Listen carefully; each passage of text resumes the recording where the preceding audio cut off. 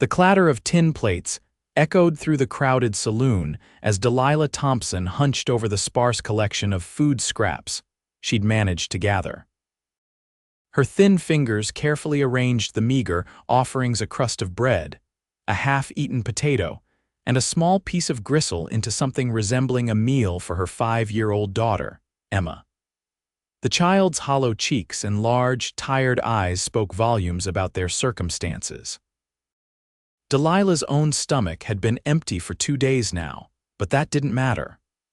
All that mattered was keeping her daughter alive for one more day in the harsh reality of Cottonwood Springs, Arizona Territory, 1878.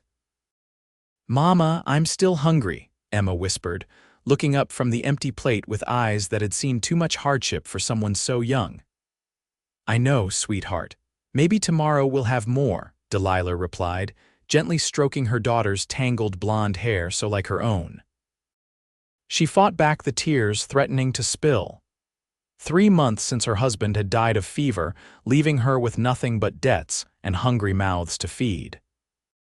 3 months of scraping by, of broken promises from would-be employers who took one look at her child and refused to hire a woman with baggage.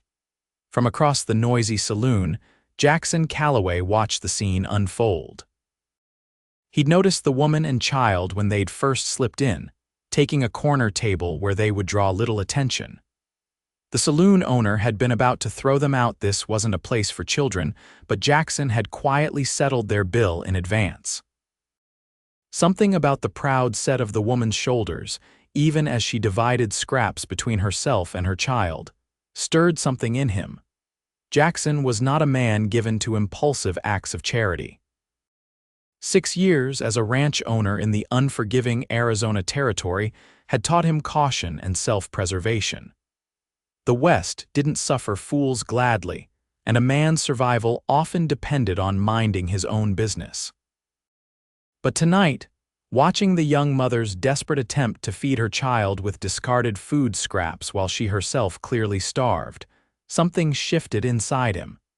He signaled to Martha, the serving woman, who approached his table with a curious expression.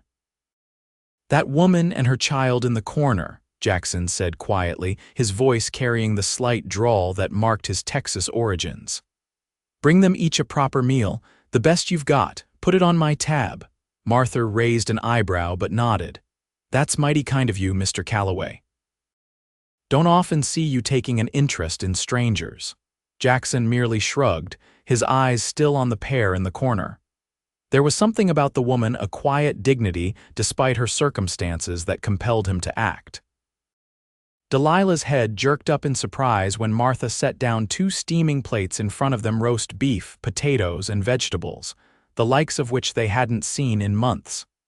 "There must be some mistake," she said immediately, her pride flaring despite her hunger. "We didn't order this."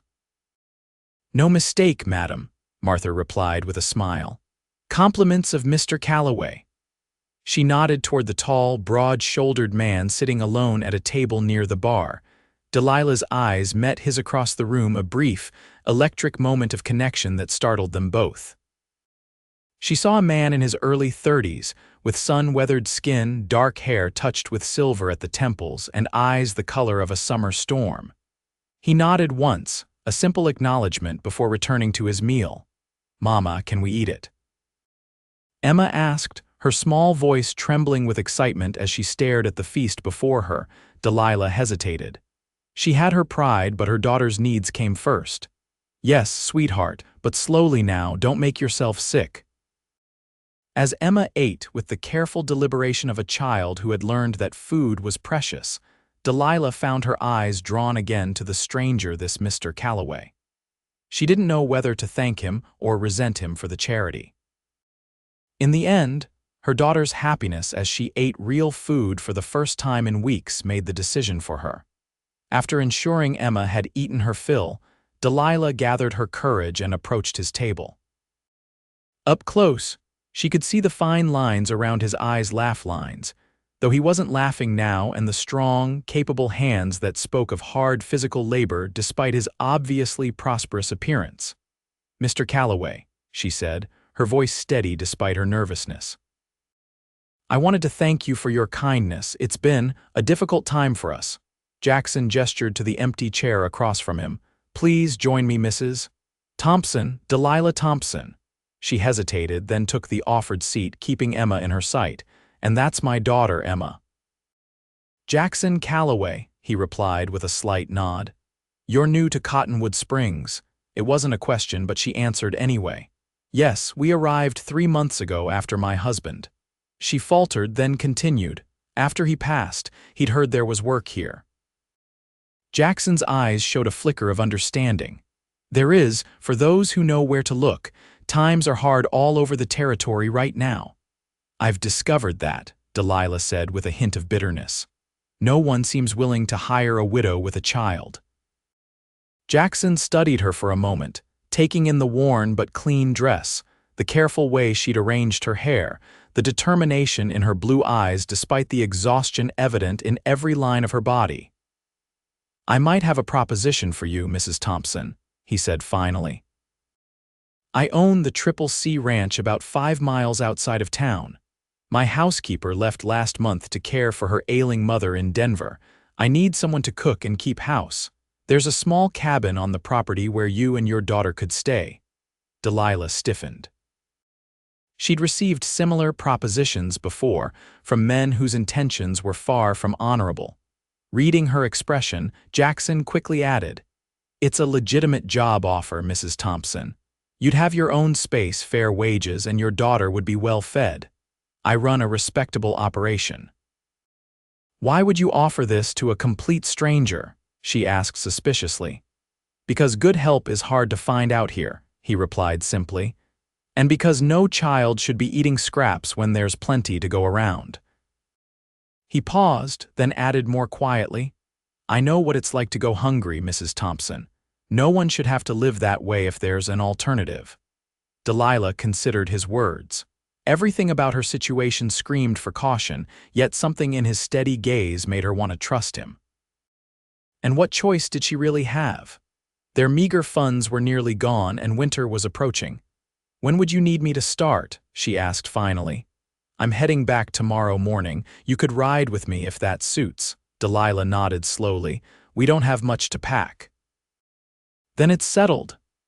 Jackson extended his hand across the table, and after a moment's hesitation, she took it. His grip was warm and firm, calloused from work but gentle in a way that surprised her. Thank you, Mr. Calloway. Jackson, please. Jackson, she repeated, the name feeling strange on her tongue. I promise you won't regret this decision. He smiled then, a genuine smile that transformed his weathered face and made her heart skip unexpectedly. I don't think I will, Mrs. Thompson. Delilah, she corrected. Delilah, he echoed, and something in the way he said her name made her cheeks warm. Later that night, in the small rented room she could barely afford, Delilah watched her sleeping daughter and wondered if she'd made a terrible mistake. Accepting a position from a stranger, agreeing to move to an isolated ranch, it went against everything her cautious nature told her was wise. Yet there had been something about Jackson Calloway, a quiet decency beneath his reserved manner that had compelled her to trust him. Please let this be the right decision, she whispered to herself as she packed their few belongings into a single worn carpet bag.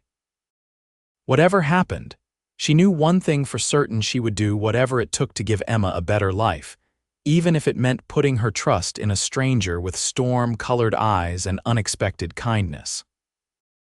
The following morning, Delilah and Emma waited outside the general store as Jackson had instructed.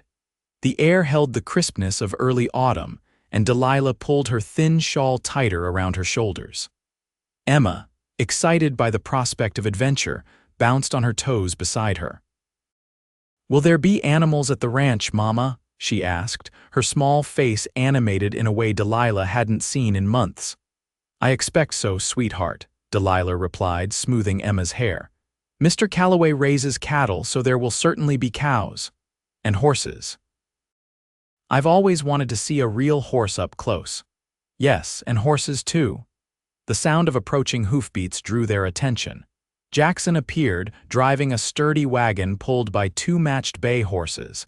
He reined them to a stop before the store and tipped his hat.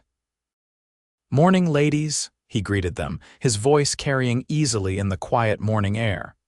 "Ready for your new home," Delilah nodded, trying to project a confidence she didn't entirely feel. "We're ready." Jackson jumped down from the wagon and reached for their single bag, his eyebrows rising slightly at how light it was. He said nothing, however, as he stowed it in the back of the wagon. Then he turned to Emma, crouching down to her level with a natural ease that surprised Delilah. "And you must be Miss Emma," he said seriously, extending his hand as if to a business partner. "I'm very pleased to meet you properly." Emma giggled and placed her small hand in his much larger one. "Are you really a cowboy?" she asked with a child's directness. Jackson's mouth quirked in a half-smile. "I suppose I am, though these days I spend more time managing the ranch than riding the range." "Do you have a gun?" Emma asked, eyes wide. "Emma," Delilah admonished, embarrassed by her daughter's forwardness. Jackson chuckled. "It's all right." "Yes, Miss Emma, I do have a gun. Out here it's a necessary tool like a hammer or a saw, but it's not a toy and I keep it put away unless it's needed." Emma nodded solemnly, accepting this explanation. Jackson straightened and turned to Delilah, offering his hand to help her into the wagon. "It's about an hour's ride to the ranch," he explained as she settled on the wooden seat, Emma between them. "Not too rough a journey, but let me know if you need to stop." The wagon lurched forward as Jackson clicked to the horses, and Delilah found herself gripping the seat edge. It had been years since she'd ridden in a wagon, and never with her daughter beside her and a virtual stranger at the reins. As they left the small town behind, the landscape opened up before them, rolling hills covered in scrub brush and cacti, with mountains rising purple in the distance. The morning sun cast long shadows across the terrain, highlighting the stark beauty of the desert landscape. Despite her apprehension, Delilah felt something unfamiliar stir within her, a sense of possibility she hadn't experienced since before her husband's death. "It's beautiful," she said softly, almost to herself. Jackson glanced at her, a flicker of surprise crossing his features. Most newcomers don't see it that way at first. They notice the harshness before the beauty. "Perhaps," Delilah replied, watching an eagle soar overhead, "but there's something honest about it. No pretense. The land simply is what it is." Jackson studied her for a moment longer than necessary before returning his attention to the road. "That's an uncommon perspective, Mrs. Thompson." "Delilah," she reminded him gently. "Delilah," he acknowledged with a slight nod. As they traveled, Jackson pointed out landmarks and shared bits of local history. He had a storyteller's gift, painting vivid pictures with his words that captivated both Delilah and Emma. He told them of the Apache who had once claimed this land as their own, of the Mexican vaqueros who had taught American cowboys their trade, of cattle drives and frontier justice. "How long have you been in Arizona Territory?" Delilah asked during a lull in the conversation. 8 years, Jackson replied. "Came out after the war with nothing but the clothes on my back and a dream of something better. Worked as a hand on other men's ranches until I saved enough to buy my own place. Started small, just 50 acres and a dozen head of cattle. Now the Triple C runs to nearly 2,000 acres. "That's impressive," Delilah said, genuine admiration in her voice. "You must have worked very hard." Jackson shrugged, but she could see the pride in his eyes. "Had my share of setbacks. Drought 2 years ago nearly ruined me. Lost a third of my herd, but we persevered." "We?" Delilah asked before she could stop herself. "My ranch hands and I," Jackson clarified. "Got 4 good men working for me year-round, and I hire extra hands during roundup and branding." "Oh," Delilah said, feeling foolish for the momentary thought that there might be a Mrs. Calloway somewhere. Not that it mattered to her, of course. This was strictly a business arrangement. The wagon crested a small rise, and Jackson pulled the horses to a halt. "There it is," he said, gesturing ahead. "Triple C Ranch." Delilah leaned forward, taking in the view. Below them, nestled in a small valley with a creek running through it, sat a collection of buildings. The main house was larger than she'd expected, a two-story structure built of sturdy logs with a wide porch wrapping around it. Nearby stood a barn, bunkhouse, and several smaller outbuildings. Corrals held horses, and in the distance, she could make out the dark shapes of cattle grazing. "It's magnificent," she breathed, genuinely impressed. "Look, Mama, horses," Emma exclaimed, pointing excitedly. Jackson smiled at the child's enthusiasm. "Would you like to meet them later, Miss Emma? I have a gentle mare who loves children." Emma's eyes widened. "Could I really?" "If your mother approves," Jackson replied, glancing at Delilah. "We'll see," Delilah said, not wanting to dampen her daughter's excitement but concerned about her safety. Jackson clicked to the horses and they continued down the slope toward the ranch. As they drew closer, Delilah could see evidence of prosperity everywhere: well-maintained fences, freshly painted buildings, healthy livestock. Whatever else Jackson Calloway might be, he was clearly a successful rancher who took pride in his property. They pulled up before the main house, and a door slammed as a man hurried out to meet them. He was older, perhaps in his 50s, with graying hair and a weathered face that crinkled into a smile as he approached. "About time you got back, boss," he called. "Was beginning to think you'd decided to take up permanent residence in town." "Just had some unexpected business, Pete," Jackson replied as he set the brake and jumped down from the wagon. "Mrs. Thompson, this is Pete Donovan, my foreman." "Pete, this is Mrs. Delilah Thompson and her daughter, Emma. Mrs. Thompson is our new housekeeper." Pete touched the brim of his hat respectfully. "Madam, Miss, welcome to Triple C."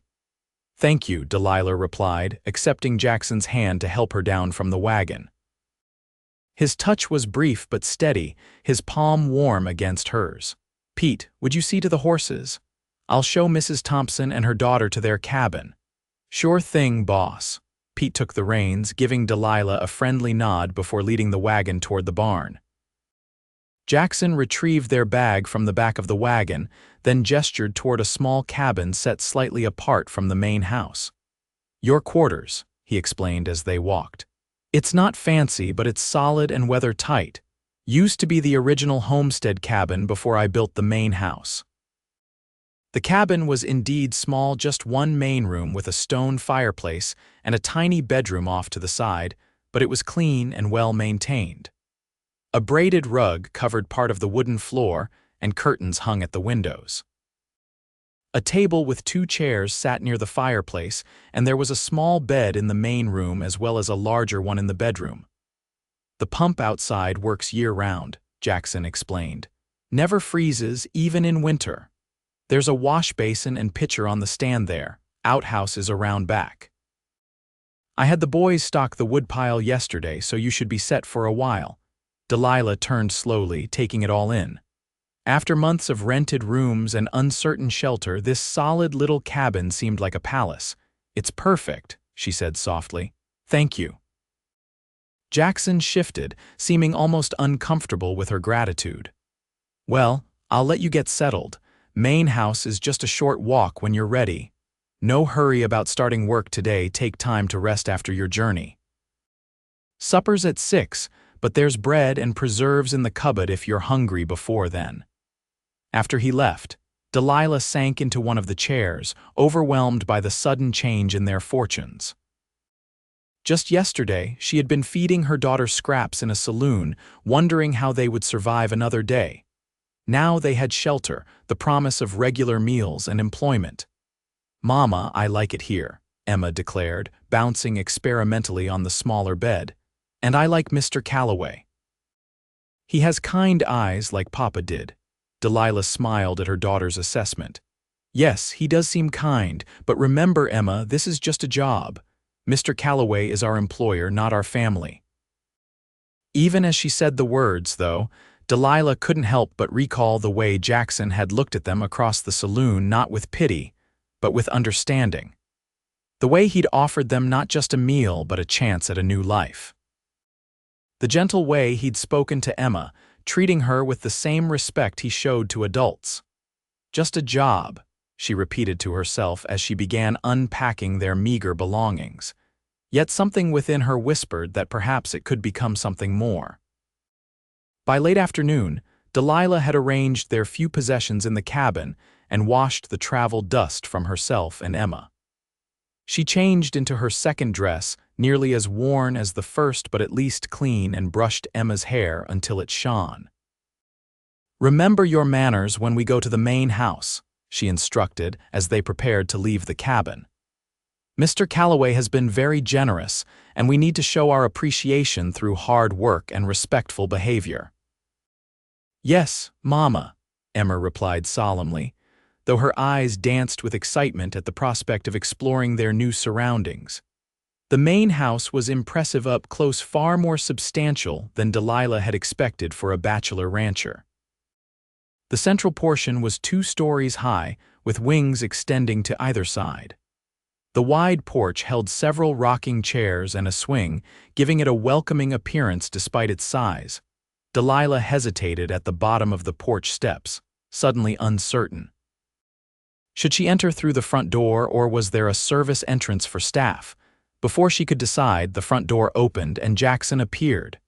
"There you are," he said, sounding genuinely pleased to see them. Come in, I'll show you around."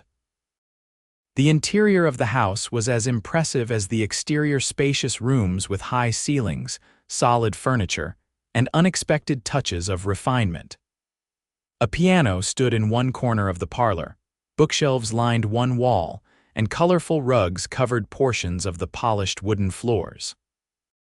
"This is lovely," Delilah commented as Jackson led them through to the kitchen at the back of the house. "Thank you. Can't take much credit for it myself. Hired a woman from Prescott to help with the furnishings. Said a house needed a woman's touch even if there wasn't a woman in residence." He shrugged slightly, seemed to know what she was talking about. The kitchen was large and well equipped, with a massive iron stove, a pump at the sink, and ample workspace. A door led to a pantry stocked with provisions, and another to a small dining room where the ranch hands apparently took their meals. "The formal dining room is through there," Jackson explained, pointing, "but I usually just eat in here unless there's company." He hesitated, then added, "which there rarely is." "How many will I be cooking for regularly?" Delilah asked, already mentally assessing the kitchen and planning meals. "Myself and 4 hands, Pete, whom you met, and 3 others, Miguel, Caleb, and Daniel. They're good men, hard workers. During roundup or when we have extra hands, the numbers increase, but I'll give you fair warning." Delilah nodded. "And what about mealtimes and preferences? Are there dishes you particularly enjoy or dislike?" Jackson seemed surprised by the question. "I'm not fussy, Mrs. Thompson. After years of my own cooking or Pete's, anything that's not burned will seem like a feast." His expression softened. "But I do have a fondness for apple pie if that's not too much trouble." "Not at all," Delilah assured him, pleased to have this small insight into the man. "Emma and I can pick apples tomorrow if you have trees on the property." "Several in the orchard behind the house," Jackson confirmed. "Help yourself to whatever you find there." The garden's gone to seed this late in the season, but there are still some vegetables to be had if you know where to look. They continued the tour, with Jackson showing them the formal dining room, parlor, and his study on the first floor. The upper floor, he explained, contained bedrooms his own and several guest rooms that rarely saw use. "You're welcome to clean up here, of course," he told Delilah, "but don't fret too much about rooms no one enters. Focus on the living areas and kitchen." By the time they returned to the kitchen, the sun was beginning to set, casting long shadows through the windows. "I should start supper," Delilah said, already rolling up her sleeves. "No need today," Jackson replied. "I told the boys we'd fend for ourselves tonight, give you a chance to settle in.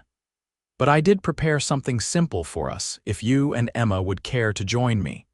Delilah hesitated, surprised by the invitation. "That's very kind, but I wouldn't want to impose. It's no imposition," Jackson interrupted gently. "Just a simple welcome meal, and it would give us a chance to discuss household matters further." Put that way, it seemed churlish to refuse. "Thank you then, we'd be happy to join you." Jackson's simple meal turned out to be stew that had been simmering all day, crusty bread that he admitted came from the bakery in town, and peaches he'd preserved himself the previous summer. He seemed almost embarrassed as he served them at the kitchen table. "Not up to your standards, I'm sure," he said as he filled their bowls, "but edible at least." "It smells wonderful," Delilah assured him, touched by his efforts. "And homemade preserves, I'm impressed." A flush crept up Jackson's neck. "My mother taught me," said a man on his own needs to know how to keep food through winter. "She was wise," Delilah said, tasting the stew, "and this is delicious. You undersell your cooking skills, Mr. Calloway."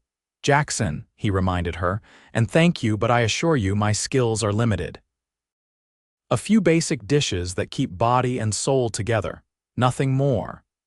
As they ate, Jackson engaged Emma in conversation, asking about her interests and listening with genuine attention to her childish ramblings. Delilah watched, fascinated by the transformation in her normally shy daughter, who seemed completely at ease with this virtual stranger. "Mr. Calloway, do you have children?" Emma asked suddenly, making Delilah nearly choke on her stew. "Emma, that's a very personal question."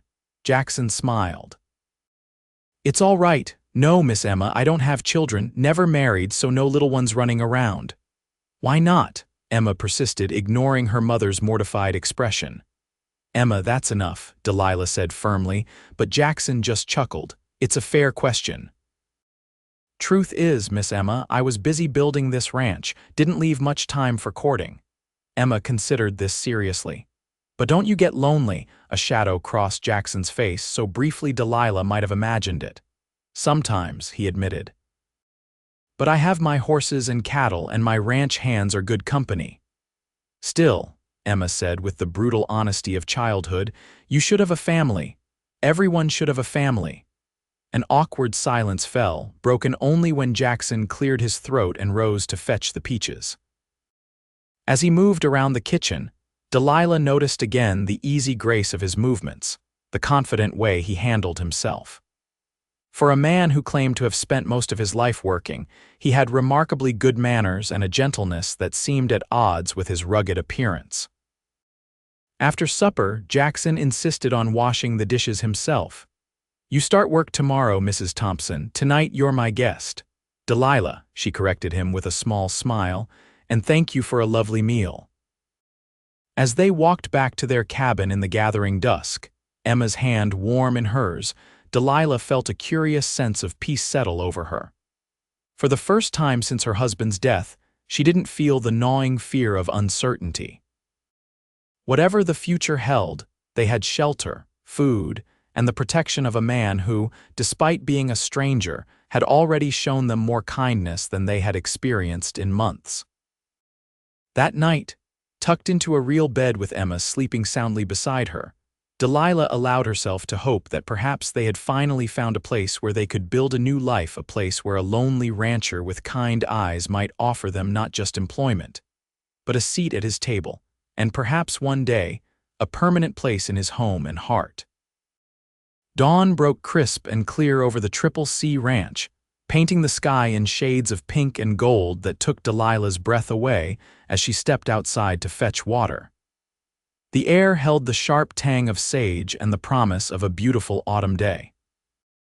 In the distance, she could hear the low bawling of cattle and the occasional whinny of a horse. Emma was still sleeping soundly in the cabin, exhausted from the previous day's excitement. Delilah decided to let her rest while she went to start breakfast at the main house. She had risen early, determined to prove her worth on this first day of employment. The kitchen was quiet and cool when she entered through the back door that Jackson had shown her the previous evening.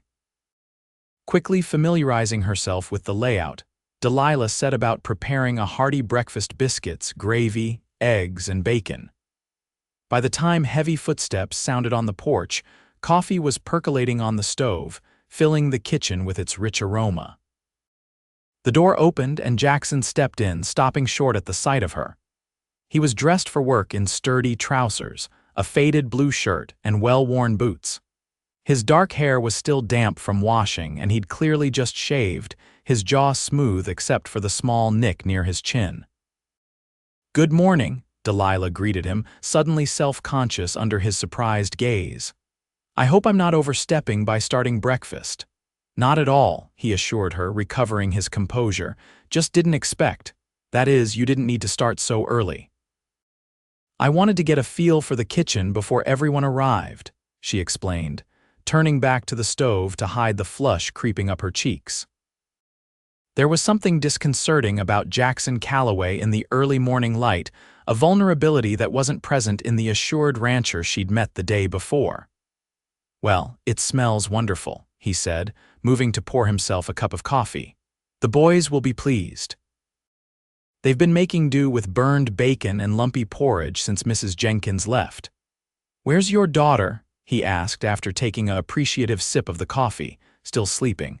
"I thought I'd let her rest and bring her over once breakfast is served. I hope that's all right." "Of course."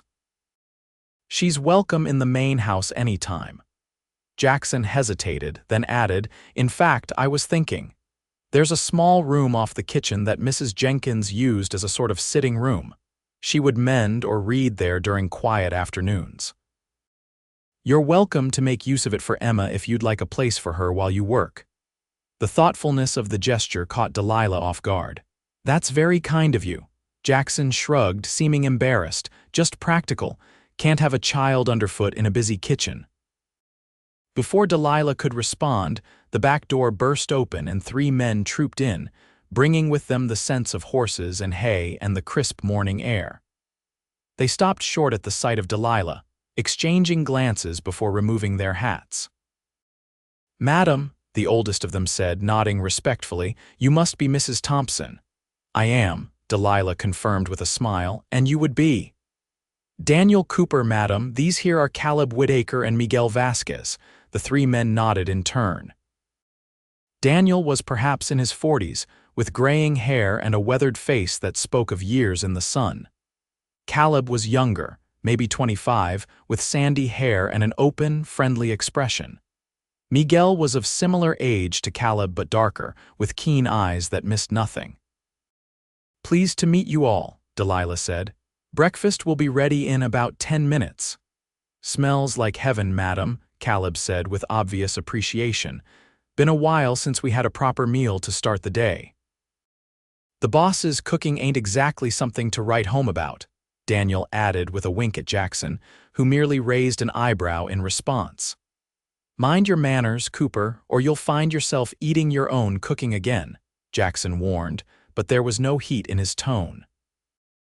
The easy camaraderie between Jackson and his men spoke volumes about the kind of employer he was. Delilah found herself relaxing as she continued preparing the meal, listening to the men discuss the day's work while they washed up at the pump outside. When Pete arrived a few minutes later, the kitchen became crowded with the 5 men seated around the table. Delilah served them efficiently, then excused herself to fetch Emma. "You're not joining us?" Jackson asked, surprise evident in his voice. "I thought." "That is, I assumed I would eat with Emma in our cabin," Delilah replied, confused by the question. "Nonsense," Jackson said firmly. "There's plenty of room at the table. Bring your daughter and join us." The men murmured their agreement and Delilah found herself nodding. "I'll be right back then." When she returned with a sleepy-eyed Emma, the men had already started eating, but Jackson had saved 2 places at the table. He stood as they entered, an old-world courtesy that seemed at odds with the frontier setting. "Good morning, Miss Emma," he greeted the child. "Did you sleep well in your new home?" Emma nodded shyly, clearly overwhelmed by the presence of so many strangers. She pressed against Delilah's side, peering up at the men from beneath her lashes. "Emma, these are Mr. Calloway's ranch hands," Delilah explained gently. "They work with the cattle and horses." "Are you all cowboys?" Emma asked in a small voice. The question broke the ice, eliciting chuckles from the men. "I reckon we are, little miss," Pete replied with a smile. "Though some of us are a mite too old to be called boys anymore." Emma's shyness began to fade as the men engaged her in conversation, asking about her interests and telling her stories about life on the ranch. By the end of the meal, She was giggling at Miguel's tale of a stubborn mule who refused to cross streams. "I could show you the horses later if your mama says it's all right," Caleb offered, glancing at Delilah for permission. "Please, Mama," Emma begged, her eyes alight with excitement. "We'll see," Delilah hedged, not wanting to impose on the young ranch hand's time. "Mr. Whitaker has work to do." "I don't mind, madam," Caleb assured her. "Got to check on a new foal this afternoon anyway. The little miss could come along, no trouble." Jackson cleared his throat.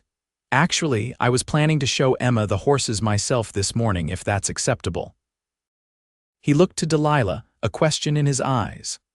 "I thought perhaps while you're getting acquainted with the household, Emma might enjoy a tour of the ranch." Delilah hesitated. The offer was kind, but she wasn't sure about entrusting her daughter to a man she barely knew, employer or not. Sensing her reservation, Jackson added, "Or perhaps you'd like to join us. The household matters can wait a bit." "I wouldn't want to impose on your time," Delilah said carefully. "It's no imposition," Jackson assured her. "In fact, it would be good for you to familiarize yourself with the layout of the ranch." Put that way, it seemed sensible to accept. "Thank you, then. We'd be delighted." After breakfast, while the ranch hands dispersed to their various duties, Jackson showed Delilah and Emma around the property. The tour began with the barn, where Jackson introduced them to his horses with obvious pride. "This is Thunder," he said, leading them to a stall where a magnificent black stallion stood watching them with intelligent eyes. "He's my personal mount, bred him myself from stock I brought from Texas." Emma stared at the horse with awe. "He's so big," "That he is," Jackson agreed with a smile, "but gentle for all his size." As if to prove the point, the stallion lowered his head to nuzzle Jackson's shoulder. "And this," Jackson continued, moving to the next stall, "is Daisy. She's the one I thought might suit you, Emma. Would you like to pet her?" Emma looked to her mother for permission, and at Delilah's nod, stepped forward cautiously. The dappled gray mare lowered her head, blowing softly through her nostrils as Emma reached up a tentative hand to stroke her nose. "She likes you," Jackson observed as the horse leaned into Emma's touch. "Can I ride her?" Emma asked hopefully. "Not today, sweetheart," Delilah interjected before Jackson could respond. "Maybe when you're a bit more familiar with horses." "Your mother's right," Jackson said, earning a grateful look from Delilah. "Horses require respect and understanding. We'll start slowly. You can help me groom her first, learn how she moves and thinks. Then maybe in a few days, if your mother agrees, we can try a short ride. I'd lead her, of course, and you'd be perfectly safe." Emma seemed satisfied with this compromise, and they continued their tour. Jackson showed them the chicken coop where fresh eggs were gathered daily, the smokehouse where meat was preserved, and the small orchard behind the main house where several varieties of fruit trees grew. "Feel free to pick whatever you like," he told Delilah. "Most of it goes to waste otherwise. I preserve what I can, but there's only so much one man can use." As they walked, Delilah found herself studying Jackson when he wasn't looking the confident set of his shoulders, the gentle way he spoke to Emma, the pride evident in his voice when he discussed the ranch. He was a complex man, this Jackson Calloway, capable of running a successful cattle operation yet concerned enough to rescue a desperate woman and child from hunger, reserved in manner yet willing to open his home to strangers. "How did you come to own this land?" Delilah asked as they paused beneath an apple tree, its branches heavy with ripening fruit. Jackson considered the question for a moment. "Won it in a card game, if you can believe that," he finally said with a wry smile. "Not the whole ranch as it stands now, mind you, just 100 acres and a tumble-down cabin. Previous owner was eager to head to California for the gold fields. I was heading west anyway, so I took a chance." "That was quite a risk," Delilah observed. "Life's full of risks, Mrs. Thompson. Some pay off better than others." His eyes met hers briefly, then shifted to Emma, who was chasing a butterfly nearby. "This one paid off handsomely." There was something in his tone, a hint of something deeper than mere satisfaction with a business venture that made Delilah wonder what other risks Jackson Calloway had taken in his life, and whether they had paid off as well as this one. The tour concluded at the small creek that ran through the property, providing water for both household and livestock. Cottonwood trees lined its banks, their leaves beginning to turn gold with the advancing autumn. "It's beautiful here," Delilah said as they watched Emma toss pebbles into the slow-moving water. "Peaceful." "It is that," Jackson agreed, his voice soft. "Though it can be harsh too. Winters bring blizzards, summers bring drought. The land gives, but it also takes." "Like life itself," Delilah murmured. Jackson glanced at her, surprise evident in his expression. "Yes, exactly like that." A moment of understanding passed between them, two people who had known hardship yet continued to face each day with determination. Delilah looked away first, suddenly aware of how closely they were standing, of the warmth radiating from Jackson's tall frame. "We should probably head back," she said, her voice not quite steady. "I have work to do, and I'm sure you do as well." Jackson nodded, calling to Emma. As they walked back toward the main house, Emma skipping ahead, he said quietly, "I want you to know, Mrs. Thompson, Delilah, that I meant what I said yesterday.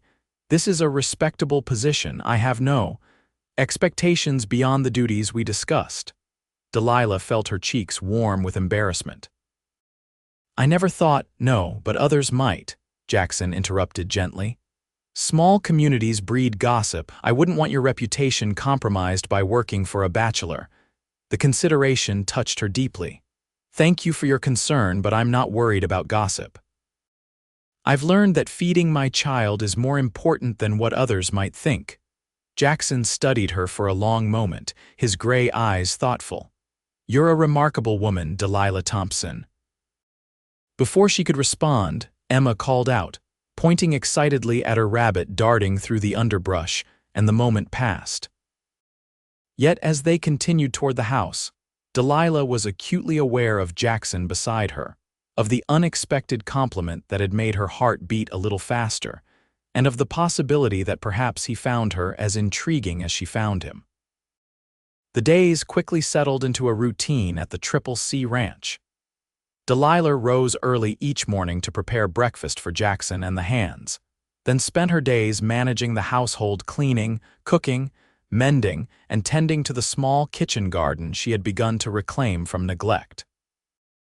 Emma divided her time between helping her mother with simple tasks and following Jackson or the ranch hands around the property, absorbing knowledge about ranch life with the enthusiasm only a child can maintain.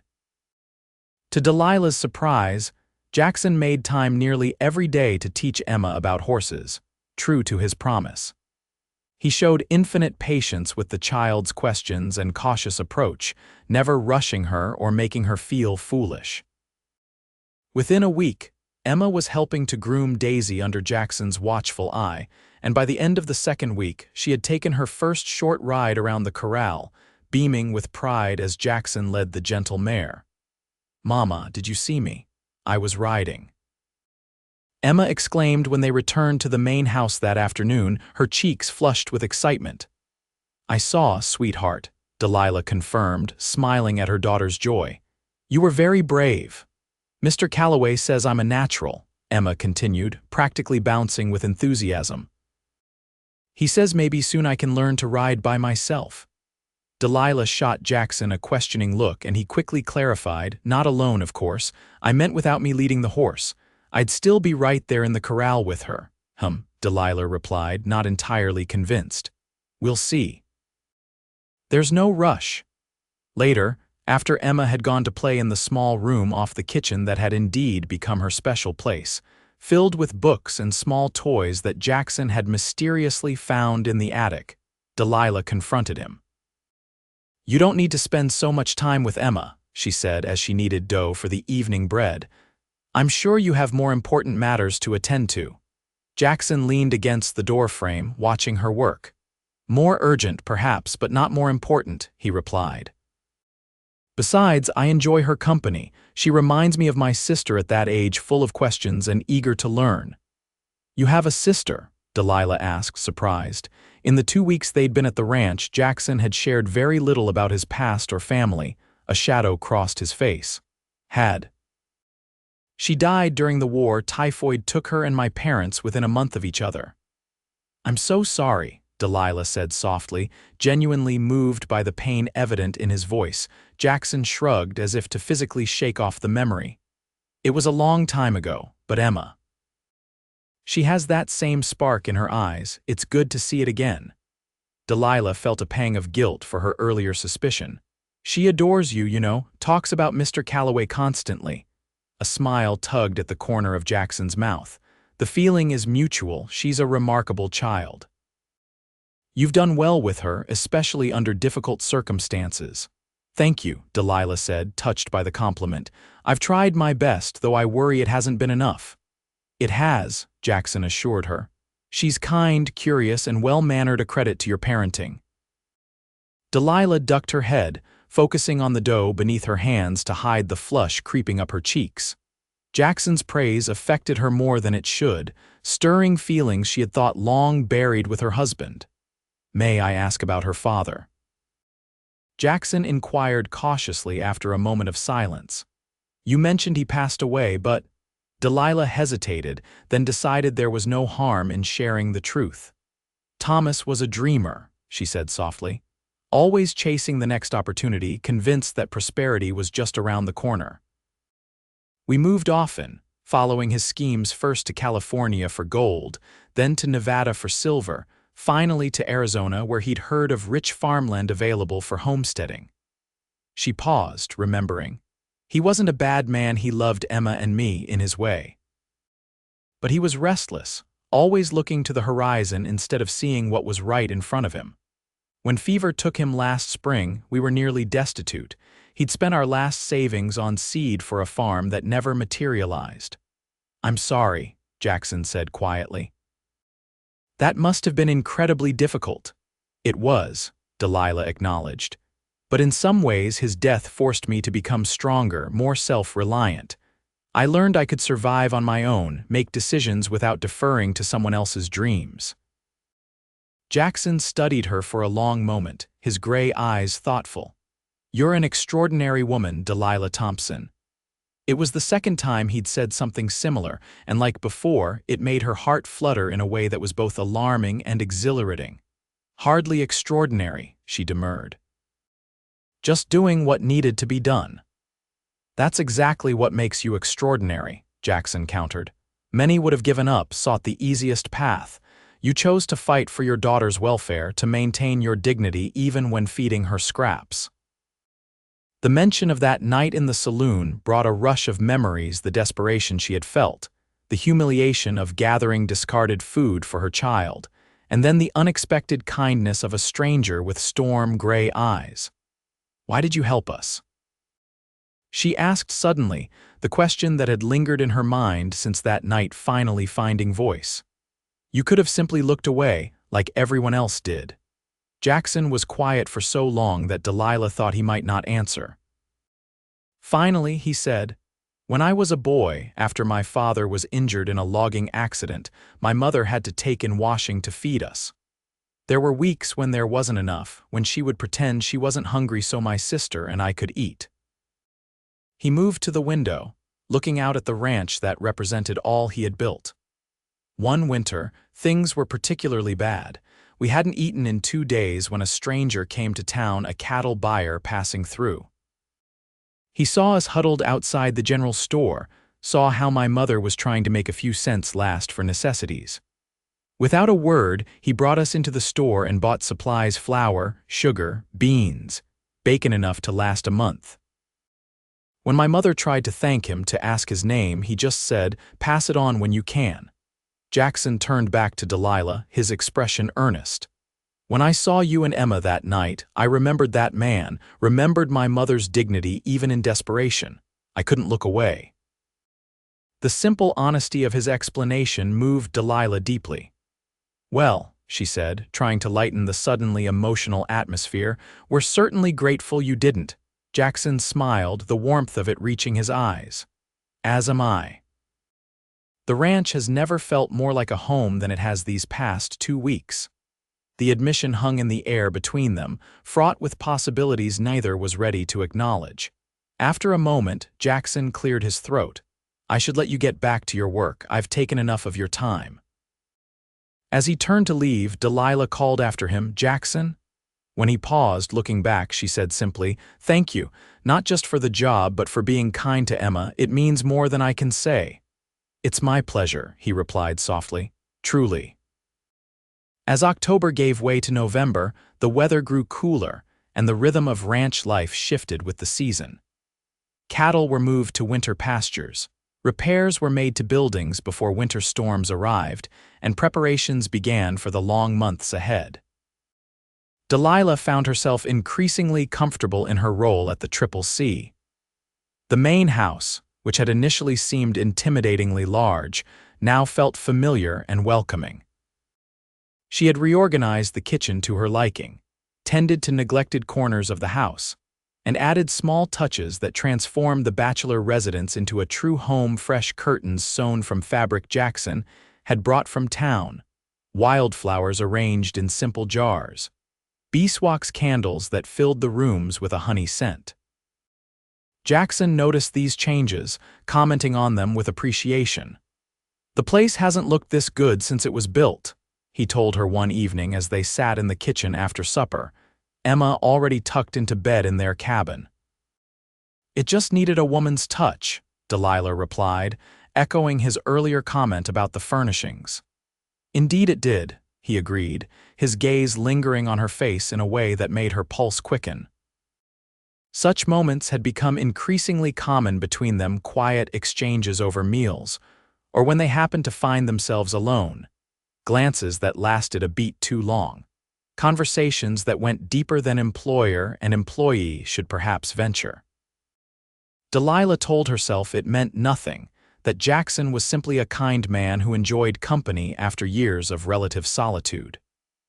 Yet in the privacy of her thoughts, she admitted that her feelings for him had grown beyond gratitude or friendly regard. It wasn't just his kindness to Emma, though that certainly endeared him to her. It was the quiet integrity that guided his actions, the respect he showed to everyone regardless of station, the gentle humor that occasionally broke through his reserved manner. It was the way he listened when she spoke, as if her thoughts and opinions genuinely mattered to him. It was the glimpses she caught of vulnerability beneath his capable exterior moments when he spoke of his lost family or his struggles to build the ranch from nothing. But Delilah was careful to keep these feelings to herself. Jackson had offered them employment and shelter when they desperately needed it, not courtship. She wouldn't risk their security by misinterpreting simple kindness for something more. One crisp November morning, Delilah was hanging laundry on the line behind the main house when she heard hoofbeats approaching. Looking up, she saw Jackson riding toward her, his expression troubled. "Is something wrong?" she asked as he dismounted. "Pete just rode in from town with news," Jackson replied, his voice grave. "There's been an outbreak of diphtheria in Cottonwood Springs. 3 children already dead and more falling ill." Delilah's hand flew to her throat, fear clutching at her heart. "Emma is safe here," Jackson assured her quickly. "I've already spoken to the men. No one is to go into town until the outbreak is contained. We have enough supplies to last several weeks." The relief that flooded through her was so intense that Delilah had to steady herself against the laundry post. "Thank you for thinking of her safety." Jackson's expression softened. "Of course, Emma's welfare is important to me." There was something in his tone, a hesitation, a depth of feeling that made Delilah look up sharply. Their eyes met, and for a moment neither spoke. "Jackson," she began, not entirely sure what she wanted to say, but the moment was broken by Emma's voice calling from the direction of the cabin. "Mama, Mama, come see what I found." Delilah stepped back, suddenly aware of how close they had been standing. "I should go to her." Jackson nodded, his expression unreadable. "Of course, I need to inform the other hands about the quarantine anyway." As he mounted his horse and rode toward the barn, Delilah watched him go, wondering what might have been said if Emma hadn't interrupted. Had she imagined the look in his eyes, the unspoken words hanging between them? Or was it possible that Jackson Calloway felt the same confusion of emotions that she did? The outbreak in town lasted through November and into December, claiming 12 lives before it finally began to abate. True to his word, Jackson kept the ranch isolated, sending only Pete, who had survived diphtheria as a child, and was thus immune, into town for necessary supplies and information. Christmas approached, bringing with it a melancholy that Delilah couldn't quite shake. It would be the first Christmas without Thomas, and while their marriage had been far from perfect, she mourned the loss of family completeness for Emma's sake. The isolation of the ranch, necessary though it was for their safety, added to her sense of disconnection. One evening in mid-December, after Emma had gone to bed, Delilah sat alone in their cabin, mending one of her daughter's dresses by lamplight. A knock at the door startled her. It was nearly 9 o'clock, well past the hour when anyone would typically visit. Opening the door, she found Jackson standing on the small porch, snowflakes dusting his shoulders and hat. The temperature had dropped sharply after sundown, and his breath formed clouds in the cold air. "Jackson, is something wrong?" she asked, immediately concerned. "No, nothing's wrong," he assured her quickly. "May I come in for a moment? There's something I'd like to discuss with you." "Of course." Delilah stepped back, allowing him to enter the small cabin. In the confined space, his presence seemed even larger than usual, filling the room with a palpable energy. Jackson removed his hat but remained standing, as if too restless to sit. "I've been thinking about Christmas," he began, then paused, seeming uncharacteristically uncertain. "What about it?" Delilah prompted when he didn't continue. "It's Emma's first Christmas without her father," Jackson said carefully. "And with the quarantine, there won't be any town celebrations or church services. I thought perhaps. That is, I wondered if you would consider celebrating Christmas at the main house, with me." The invitation surprised her. "That's very thoughtful of you." "I'd like to get a proper tree," Jackson continued, words coming faster now. "Pete could bring decorations from town. The hands would join us for Christmas dinner, of course, but the day itself could be, well, more like a family gathering." Family. The word hung in the air between them, laden with implications neither had voiced. "Emma would love that," Delilah said softly. "And you?" Jackson asked, his gray eyes searching her face. Delilah hesitated, then decided to be honest. "I think it would be wonderful. This time of year is difficult enough without adding isolation to our burdens." Relief washed over Jackson's features. "Good, that's good." He shifted his weight, still clutching his hat in his hands. "There's something else." "Yes, I've been thinking about Emma's education." The change of subject caught Delilah off guard. "Her education?" "Yes, she's bright, exceptionally so. She'll need proper schooling eventually." "I've been teaching her what I can," Delilah said defensively. "Reading, basic arithmetic, I know," Jackson interrupted gently, "and you're doing a fine job. But I was thinking about the future. The school in town is adequate, I suppose, but limited. There's an excellent ladies' academy in Prescott that might suit her when she's older." Delilah stared at him, confused by this line of conversation. "Jackson, that's years away, and I could never afford such a school." "I could." The simple statement left her speechless.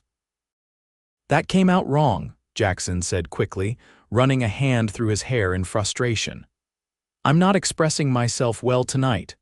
"Perhaps you should simply say what's on your mind," Delilah suggested, her heart beating faster, though she couldn't have said why. Jackson took a deep breath, then met her gaze directly. "I care for Emma, and I care for you, Delilah, more than I should as your employer, more than I expected to when I offered you a position here." Delilah felt the world tilt slightly, as if the ground beneath her feet had shifted. "Jackson, please let me finish," he said, a note of urgency in his voice. "I don't want to pressure you or make you uncomfortable. If you wish things to continue as they are, I'll respect that completely. But I wanted you to know that my feelings have grown beyond friendship or employer-employee relations." He paused, then continued more softly. I find myself thinking of you constantly, your strength, your grace under pressure, your devotion to Emma. I admire the woman you are, Delilah Thompson, and I would be honored if you would consider. That is, if you might allow me to court you properly. Delilah's breath caught in her throat. Of all the things she had expected when Jackson appeared at her door tonight, this confession wasn't among them.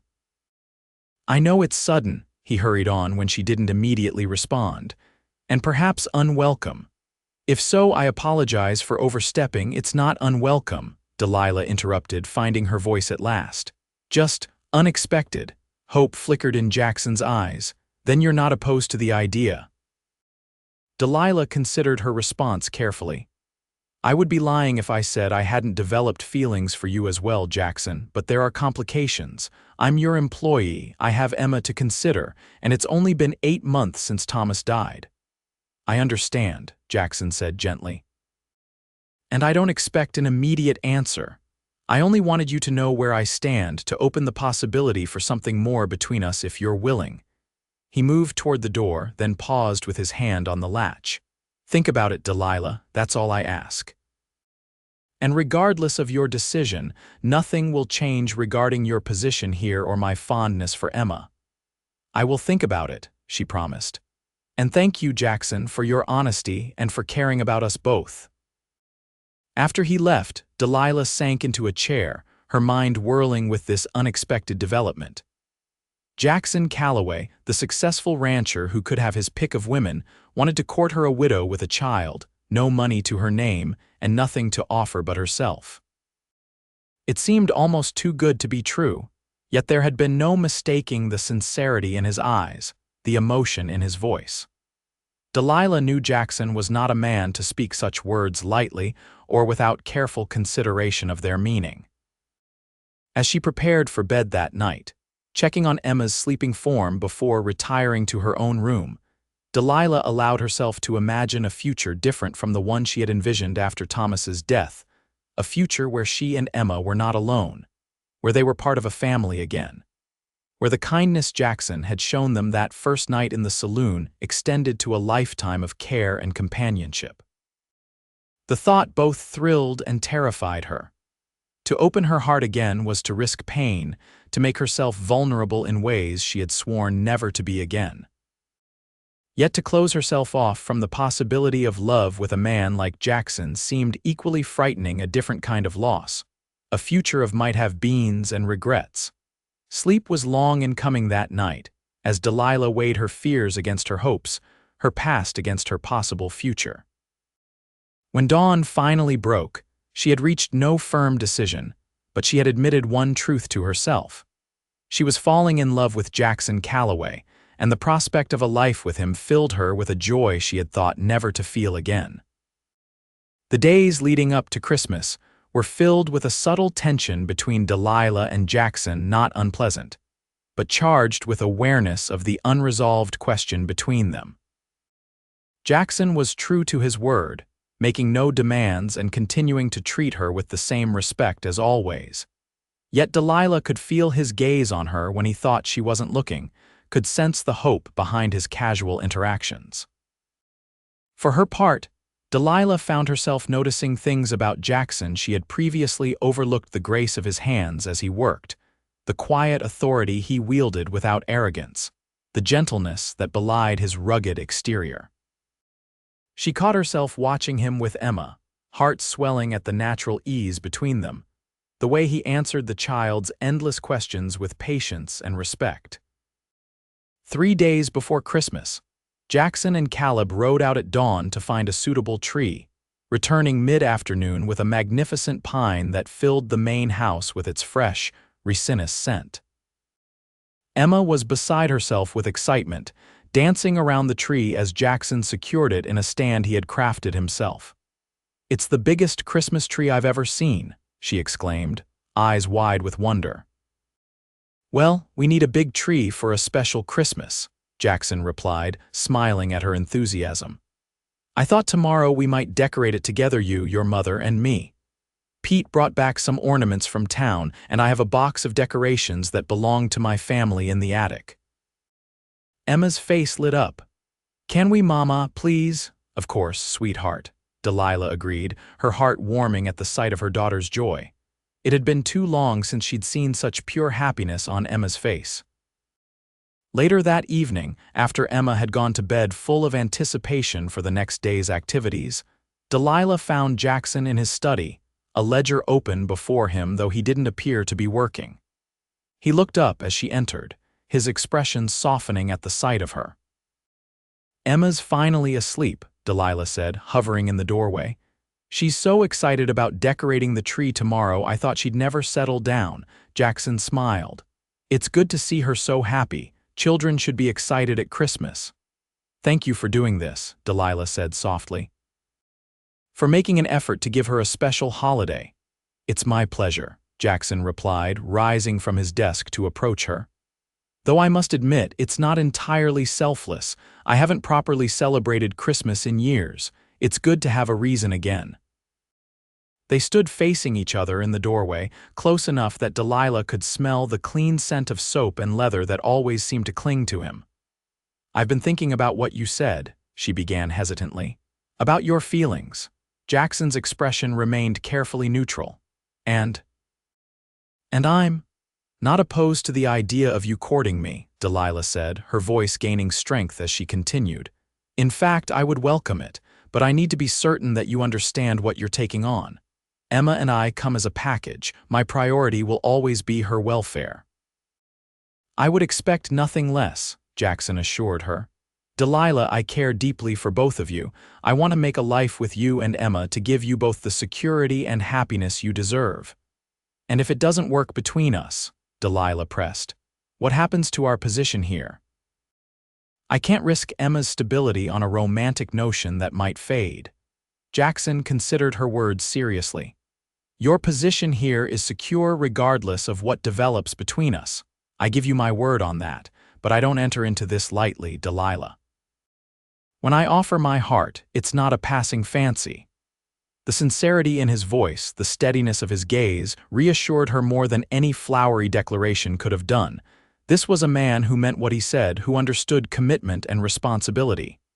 "Then yes," Delilah said quietly. "I would be honored to be courted by you, Jackson Calloway." The smile that broke across his face was like sunrise after a long night. "May I?" he asked softly, his eyes dropping to her lips.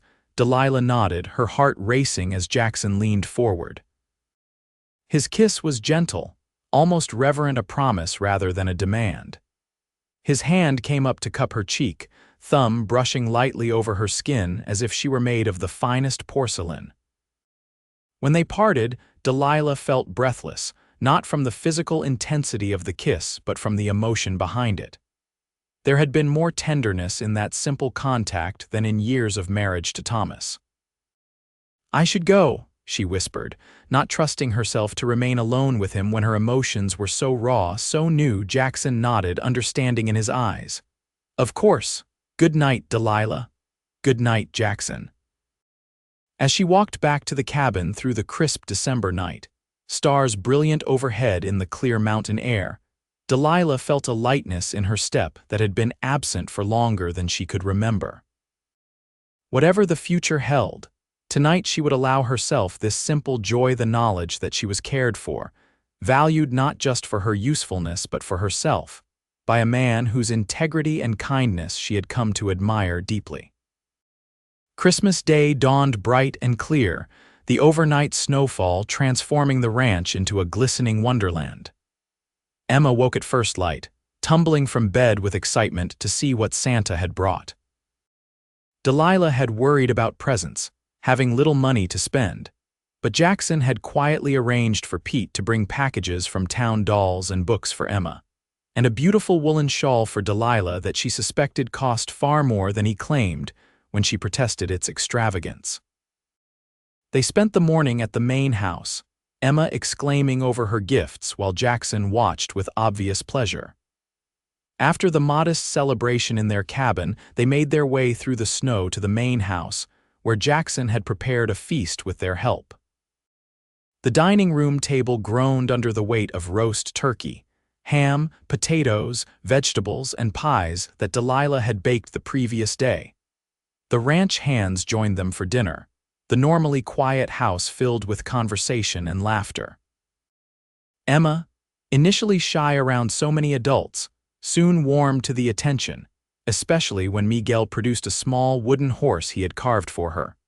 Later, as twilight descended, the hands retired to the bunkhouse with leftovers and a bottle of whiskey Jackson had provided as a Christmas bonus. Emma, exhausted from the excitement of the day, fell asleep on the parlor sofa, leaving Delilah and Jackson alone by the fire. She had a wonderful day, Delilah said softly, watching the firelight play across her daughter's peaceful face. We both did. I'm glad, Jackson replied, his voice equally low. It's been the best Christmas I can remember in many years. They sat in comfortable silence for a time, the only sounds the crackling of the fire and Emma's soft breathing.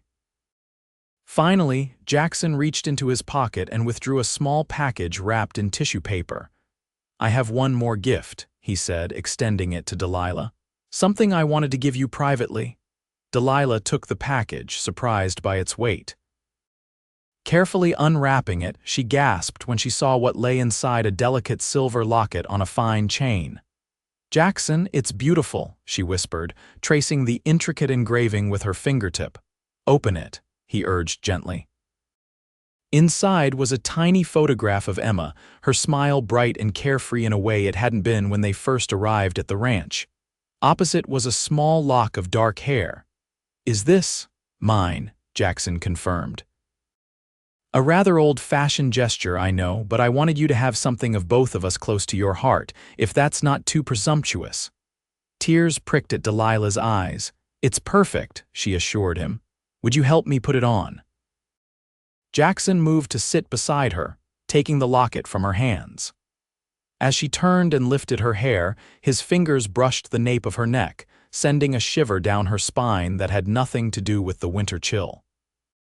When the clasp was secured, Delilah turned back to face him, acutely aware of his nearness, of the warmth radiating from his body, of the tenderness in his eyes as they met hers.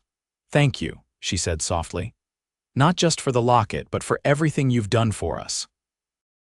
For giving Emma a Christmas to remember, for making us feel like family. You are family, Jackson said simply. Or at least, I hope you will be.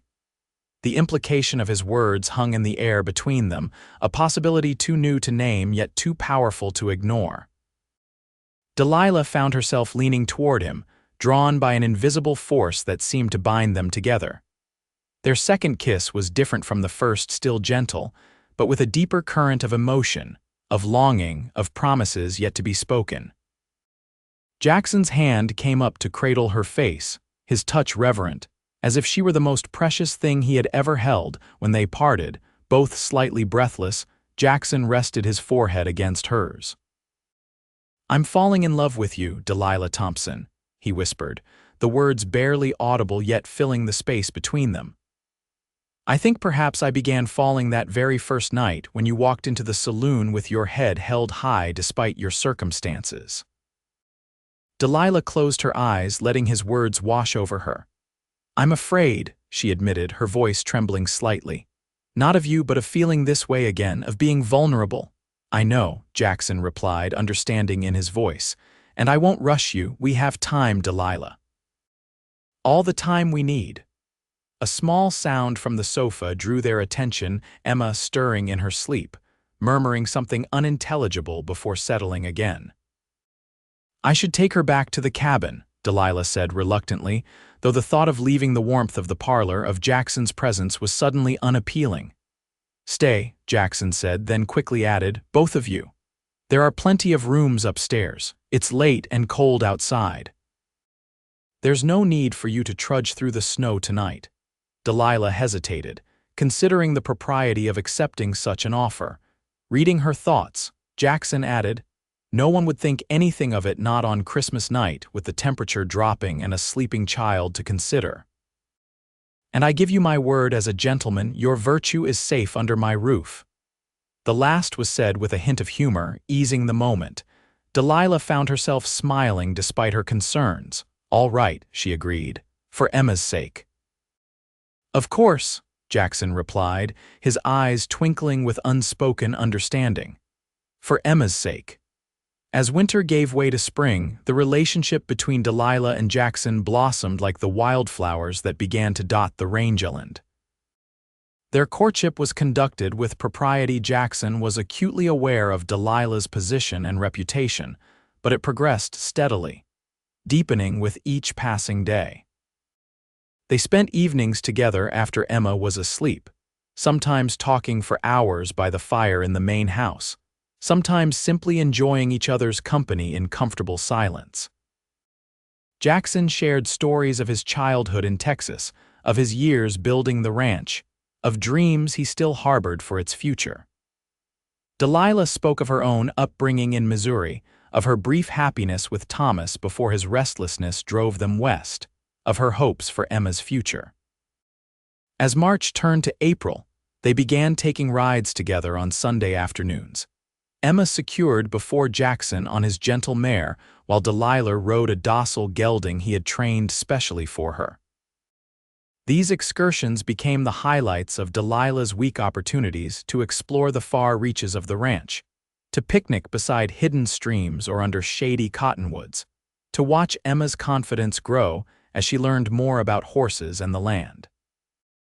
"I never thought I could feel this way again," Delilah confessed one such afternoon as they sat watching Emma collect wildflowers nearby.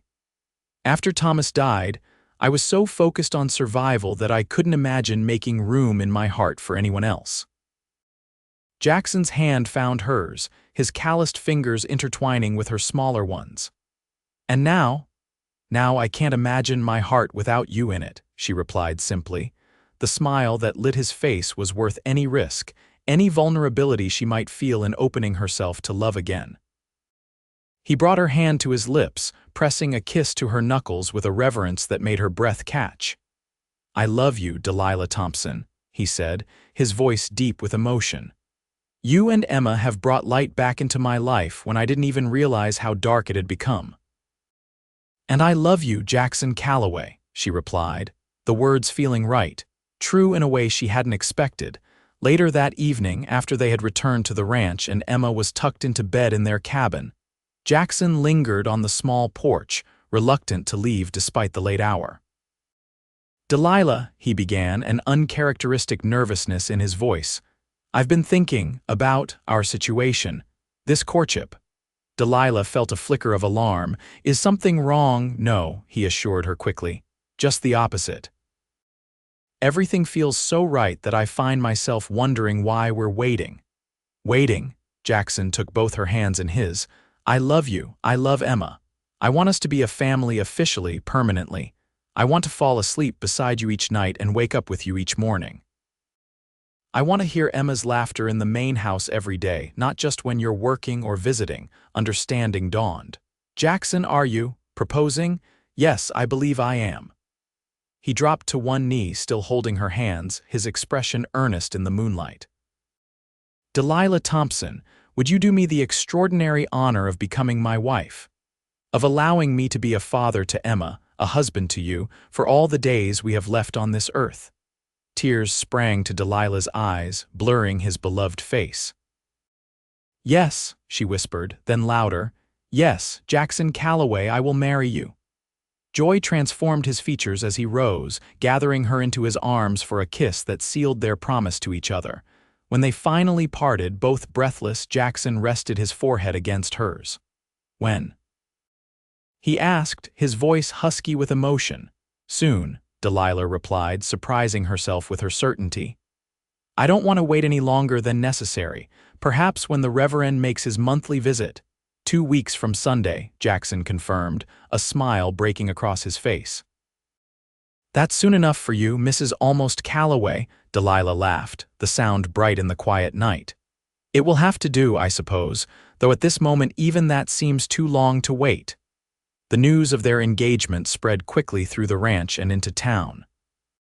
Pete and the other hands were openly delighted, having watched the relationship develop, and approved wholeheartedly of the woman who had transformed both their boss and their home. Emma, when told of the impending marriage, reacted with a mixture of excitement and thoughtful consideration that surprised both adults. "Does this mean Mr. Calloway will be my papa now?" she asked, her small face serious. "If you would like that," Jackson replied carefully, crouching to her level. "I would be honored to be your papa, Emma, but I understand that might take time. Your real father will always be your father, and I would never try to replace him in your heart." Emma considered this for a long moment, then nodded decisively. "I think I would like to have a papa again, and I think you would be a good one." The simple childish assessment brought tears to both Delilah and Jackson's eyes. Jackson opened his arms, and Emma stepped into them without hesitation, accepting his embrace as naturally as if they had been father and daughter all along. The wedding took place on a perfect spring Sunday, with wildflowers decorating the ranch house and a small gathering of friends in attendance. Reverend Matthews, who traveled a circuit of isolated ranches and small settlements, performed the ceremony in the parlor where they had shared their first Christmas. Delilah wore a new dress of blue silk that Jackson had insisted on ordering from a dressmaker in Prescott, despite her protests about the expense.